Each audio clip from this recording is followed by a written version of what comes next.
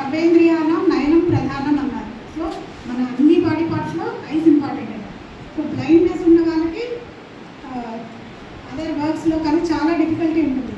So దాన్ని improve చేయడం అనేది ఓన్లీ మన ఐ డొనేషన్ ద్వారా దాతలు ముందుకు వచ్చినప్పుడు మాత్రమే ఈ బ్లైండ్నెస్ అనేది కొంచెం వరకు తగ్గించేదానికి అవకాశం ఉందన్నమాట.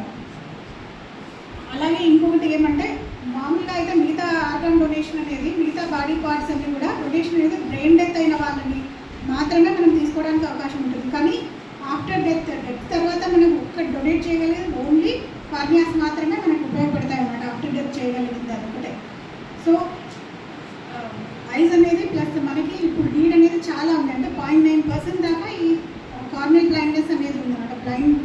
టోటల్ బ్లైండ్ పర్సన్లో 0.9% అనేది హ్యూజ్ అమౌంట్ అది.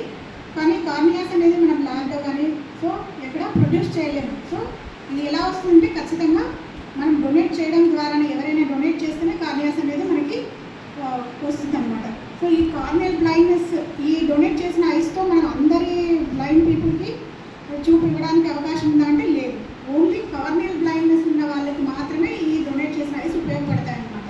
సో బ్లైండ్నెస్ అనేది చాలా డిఫరెంట్ రీజన్స్ ఉంటాయి.